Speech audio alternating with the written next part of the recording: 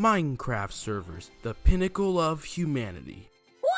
In my last few videos, I've been investigating and analyzing a topic called Minecraft server theory, proposing 10 fundamentals for it, as well as discussing a failed server run economy. Something I haven't necessarily touched upon yet, however, is the categorization of Minecraft servers. As we all know, there are many different kinds of Minecraft servers, such as vanilla servers, anarchy servers, minigame servers, etc. Each type of server has different focuses and objectives, along with their own strengths and weaknesses. In addition, they attract very different kinds of players who all have different needs and interests. Because of this, it is very important to understand how and why specific types of servers work if developing one type yourself. But that now begs the question, what are the different types of servers and how do you even begin to identify them in the first place?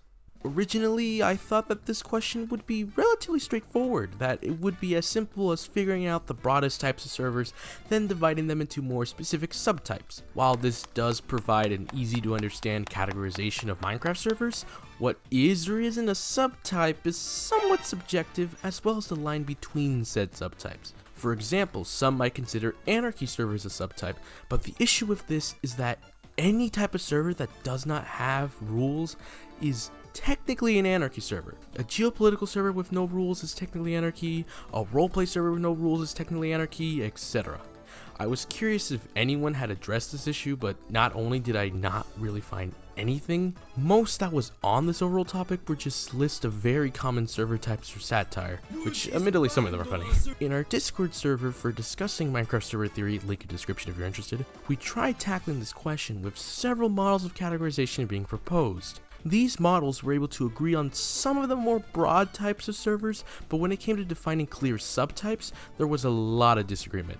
Ultimately, after thinking about this topic for a while, I have come to the conclusion that perhaps we shouldn't think about servers being clear-cut types, but instead on a scale or spectrum of sort. In fact, multiple scales, all determining different aspects of the server that come together to form a specific combination that makes it a whole. This whole is classified as a certain type, but these types are just general labels to simply describe similar servers. That being said, I do believe that there are 3 fundamental types of servers, along with one core hybrid type. I do want to clarify that by server I mean the physical or virtual machine itself, along with staff, while Minecraft multiplayer is just any world of 2 individual players. The fundamental types of servers are survival multiplayer, creative multiplayer, rudimentary multiplayer, and network multiplayer. What these are and how they relate to the server spectrum, I was planning to go into one by one, but as I was writing this video, it was coming out to be much longer than I anticipated. Because of this, I've decided to basically split this into 2 parts, with this video just focusing on SMPs, arguably the most common and popular type of multiplayer. Survival multiplayer, or SMP, is a Minecraft multiplayer world with survival mechanics as the foundation. How these mechanics work and how players survive varies from server to server, but at its core, it's survival. As we just established, servers fall on a spectrum with multiple scales, and this isn't more evident than with SMPs. Beginning with the regulation scale, which describes how strict or lenient the rules of a server are. Servers can range from being extremely strict, even restricting things such as armor or tools, or having no rules at all, aka anarchy, which technically means no rulers, not no rules, but in the Minecraft community it has become to be known as no rules. By default, Minecraft multiplayer is anarchy, but most servers usually have some form of regulation. Even most self-titled anarchy servers have at least anti-cheat or lag prevention measures. As with every other server scale, both sides have their pros and cons, and which works best ultimately depends on the server and community's focus and objectives, the first of my fundamentals for MST. A less regulated server can give players more freedom in what and or how they create, explore, interact, and ensure that the player's goals are not interfered with by the server, the second fundamental of MST.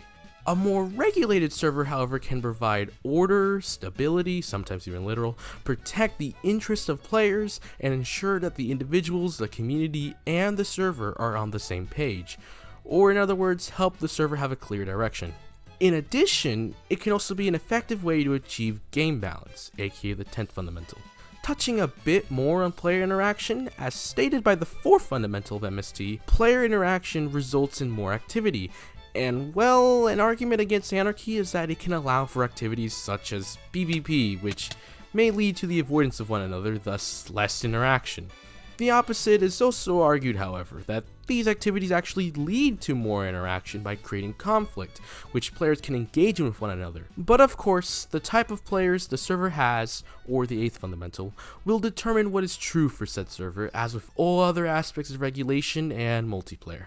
A scale which goes hand in hand with regulation is the intervention scale. This scale determines how involved server leadership is, with one end being very passive leadership that essentially does nothing after the server setup, while the other end is very active leadership that is as involved as it can be, potentially updating the server constantly or regularly hosting events to promote interaction. One way to think of this scale is passive leadership believes the community will naturally keep the server alive in the long run, while active leadership believes that the server depends on their actions to stay afloat. The average private friend server usually has passive leadership, usually in the form of a sole owner, who might play but isn't acting as an admin, while a very large public server, usually in the form of a large staff, will tend to be very active, hosting events, updating the server, and if the server has something like a Discord server, it too will be actively managed by leadership.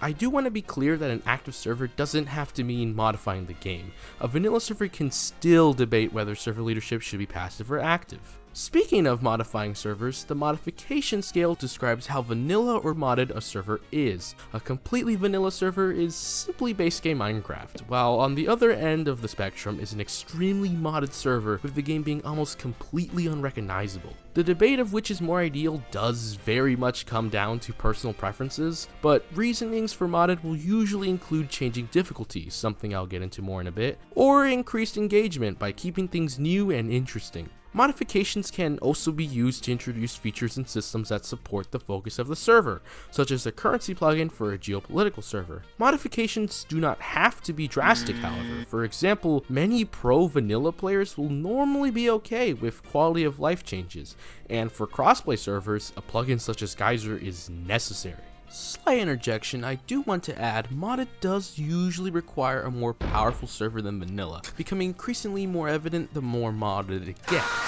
So modded may not be ideal in all scenarios, not just because of gameplay reasons or personal preferences, but due to technical limitations. Felt that it was important to mention.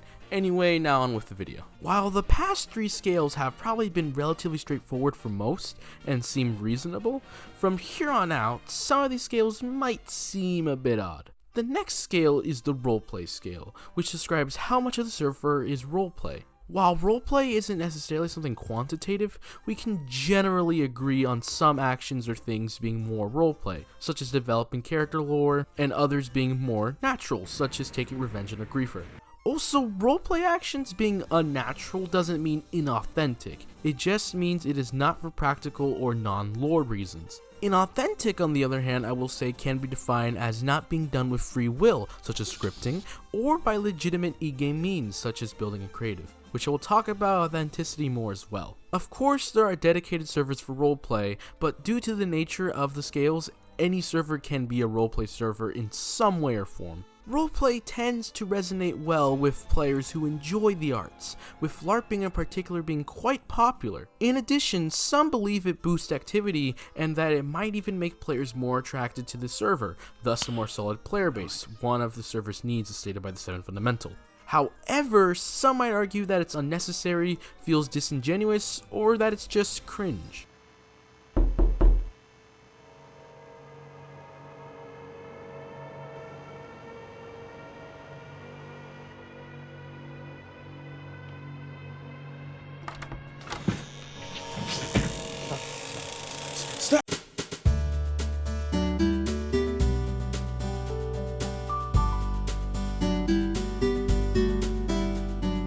On a less threatening note, the tangibility scale describes how physical or abstract the focuses of the server are. Tangible or physical focuses would include mining, farming, building, exploring, overall anything physical and observable. Intangible or abstract focuses would instead be things such as language, relationships, and, well, politics. In fact, I'd argue tangibility is what separates geopolitical servers with faction servers, as while they are both technically centered around groups, geopolitical servers include more abstract concepts such as government and economics. Also, you might think that roleplay and abstract are kind of inseparable, but this isn't necessarily the case, as you can explore the abstract without leaning into roleplay, along with being able to lean into the physical with roleplay, such as LARPing. Some arguments for the abstract are that it may provide opportunities for players to explore ideas, promote creativity, and systems that encourage interaction. The arguments against the abstract, however, are honestly way too plentiful to even list, but it includes inaccessibility for some players and a potential source for argument and eventually conflict. Also, some just simply prefer the physical. On the topic of inaccessibility, the following scale, the technicality scale, describes how technically focused the server is. By technical, I'm mainly referring to Redstone, but it can also include exploiting mechanics and basically anything that fits this definition. Extremely technical servers such as Minecraft mainly appeal to a very particular type of Minecraft player, with non-technical servers appealing to a much greater proportion of players. That's not to say that some technical elements cannot be beneficial to non-technical players or servers, one example being auto farms. Of course, depending on other factors, auto farms and other technical elements might not be ideal, especially when concerning game balance. Now, touching upon a more straightforward scale, or at least more straightforward than the last few, the cooperation scale describes if interactions on the server are more competitive based or cooperative based. A more competitive-based server will host more individualistic competitive events and establish rules or mechanics that encourage players to go against one another. To be clear, this does not mean violent or destructive. It could instead be something like a building competition. Some might argue that competition will breed hostility and ultimately fragment the community, especially when it's a violent form of competition, but proponents of it will assert that it is instead an engaging form of interaction. A cooperative-based server, on the other hand, will instead do the opposite and host events where everyone works together, as well as introduce mechanics that encourage cooperation. For example, as I mentioned earlier, increasing difficulty. The main argument for cooperative interaction is that it is more stable than competition, and while you can usually opt out of competitive interaction without much issue, opting out of cooperative interaction tends to have an effect on you and the community, so there's more of an incentive. But of course, this can be perceived as a negative instead of a positive, as it is in some way diminishing a player's individuality. In addition, stability might also be perceived as a negative as well, as cooperation means a lack of conflict between players, which may result in players becoming disinterested. But no matter what side of the scale the server falls on, destruction, or lack thereof, will probably play a major part. The destruction scale describes how destructive the focuses of the server are. A more destructive server may include griefing, stealing, murder, as well as in-game threats or additions that cause major destruction. On the other hand, a non-destructive server would strive for non-violence and a lack of things in-game that cause destruction. One thing you might be thinking is, how is it possible for a server to be non-destructive in the case when there is no regulation, because then nothing is preventing destruction? Well, you would be correct that nothing will be preventing destruction, but theoretically speaking, the server can still have a focus that is not destructive. Let me explain. In many private friend servers, it's common for there to be no regulation at all, but the server can still be peaceful, simply because that's the focus, that's their goal. Of course, this isn't really practical or realistic on a larger server, but it's still technically possible. Now, as for the benefits of destruction, they can include more intense gameplay that gives players a thrilling experience, encourage players to compete or cooperate, or simply just allow people who wish to break stuff. The negatives, on the other hand, well, they can include more intense gameplay that gives players a more stressful experience, encouraging people to compete while discouraging cooperation, or simply just allowing people who wish to break stuff. Like seriously, one of the single most largest debates when it comes to Minecraft multiplayer is probably if killing, griefing, and robbing is actually cool or not.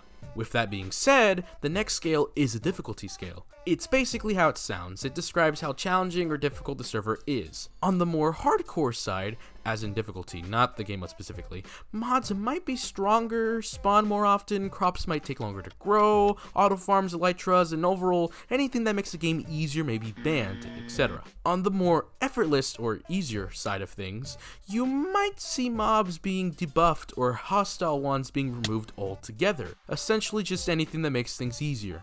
I've already touched upon some of the benefits of a hardcore or difficult server, but one of the major potential benefits is the replacement of the current individualistic production loop, or the game loop for obtaining material needs, aka the fifth fundamental, into a production loop that requires players to cooperate in order to survive, otherwise known as the social production loop. This naturally creates an incentive for players to cooperate, thus interact, plus providing a uniting goal, in the form of trying to meet their needs as part of the sixth fundamental. However, this might not be ideal for players who desire an easier experience, which also applies to anything increasing difficulty. Aside from just being easier, another argument for a less difficult server is the fact that players are free to focus on other things besides survival. But what if you hate freedom?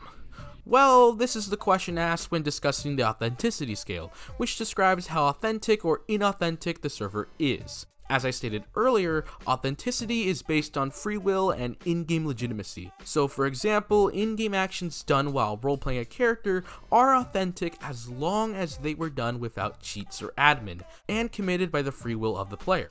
An inauthentic leaning server might include scripting, use of cheats, spawning in loot, building in creative, etc. A bit of clarification regarding scripting: it is only considered inauthentic if the outcomes are predetermined. One case where it wouldn't be inauthentic is if a player wrote a script for themselves, but the outcome isn't guaranteed by the server, or any external forces necessary to guarantee their outcome.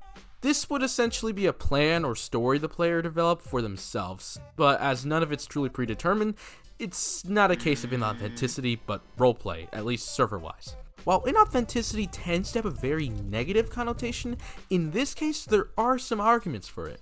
Besides the obvious benefit it provides for content, which I will actually talk about, it can enrich the world with many builds or points of interest that would be really difficult or even impossible to execute legitimately.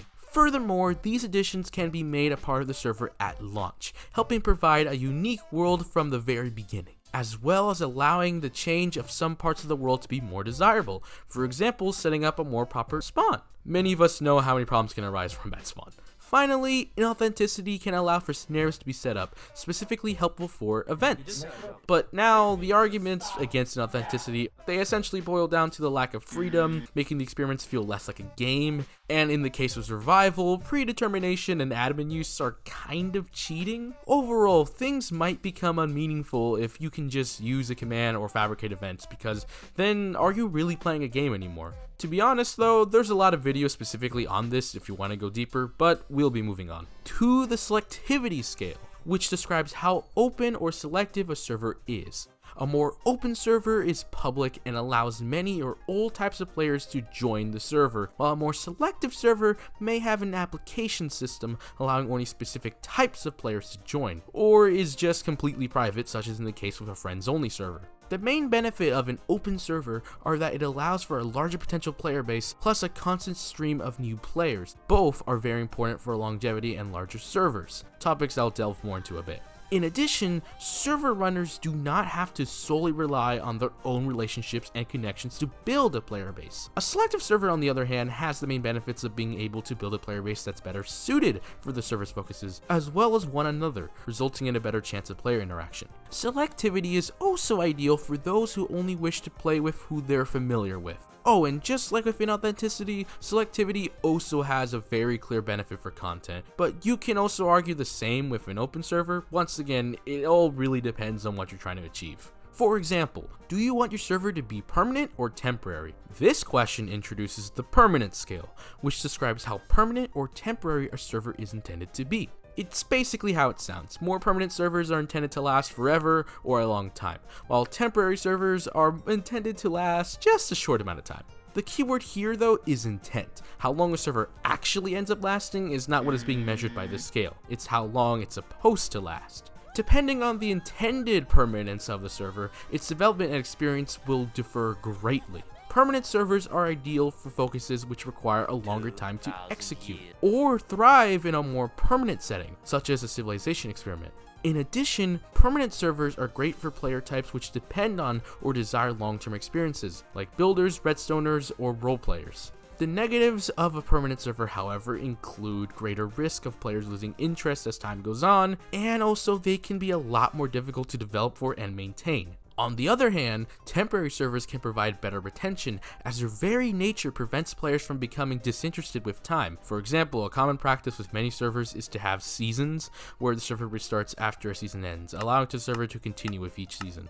Along with retention, some servers such as one designed for events or challenges might just be temporary in nature. But of course, depending on how temporary the server is supposed to be, you do lose out on something such as server history, making something like geopolitical servers better suited for a more permanent server. Also, before I forget to mention, session-based servers are not on their own scale or anything, but instead as an in-between on the permanent scale. Because of this, they kinda have benefits of both sides of the scale, as well as the negatives, depending on the specifics. It's complicated, and honestly deserves its own video. But anyway, the next scale is the player base scale, which describes how large a server's player base is, ranging from massive to small. Yeah, that's pretty much it, but of course, simplicity doesn't mean unimportant. According to the 9th fundamental of MST, the size of a server's population will affect its community and operation, with individual player influence decreasing and server operation becoming increasingly more complicated as the server's population increases. Keeping this in mind, we can infer that a small server will have a tighter-knit community as well as less resources being required to operate it. It also lends well to those that wish to have a larger impact on the server due to their greater influence on the community. In fact, a small server gives all players a greater opportunity to impact the server and feel like they have a say in the community. In contrast, a more massive server diminishes this, which may result in a less united community, with individual players without existing clout feeling like they have less say.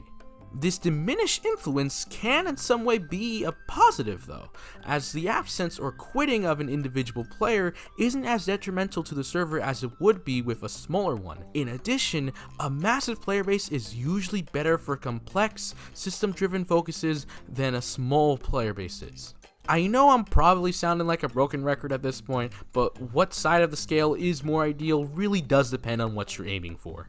Like if the purpose of the server is content, what type of content is being made will determine what is better for the server. Speaking of content, the Contentization scale, yes I know that's not a real word, describes how content driven a server is, going from content focused to player focused. A more content focused server may sacrifice gameplay and the player experience for content, maybe even to the point where the server isn't for playing at all, as opposed to a more player-focused server which isn't focused on content at all. If it does still have content made on it, the server doesn't focus on it, but instead is more concerned about gameplay and player experience. Now, as we all know, there's so many different types of content, and even in specific types, how it's made can differ greatly from creator to creator. Because of this, I can't really say what side is more ideal for what type of content, but generally speaking, a Let's Play is usually fun on a more player-focused server, while scripted is usually done on a more content-focused servers.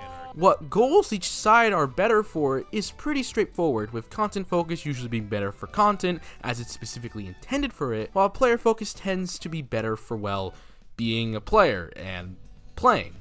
That being said, more player-focused servers can benefit from content as it can help promote and potentially bring in new players, thus maintaining a player base. The inverse is also true, as content-focused servers can benefit from actual gameplay and player experience, since a server that's actually designed for gameplay can result in content creators being more eager to stay and keep the server going. On another note, however, a server being content-focused can actually result in the server and members who are content creators to have a mutual relationship. This is important because according to the 3rd fundamental of MST, the player-to-server relationship is by default just obligate commensal, aka the server requires the player to survive, but the player does not, resulting in them being able to abandon it without issue, which is a problem for the server. However, if this relationship becomes mutual, the server's existence would become a lot more secure, since the content creators on the server would have something to lose by abandoning it or it shutting down, even more so if they're smaller creators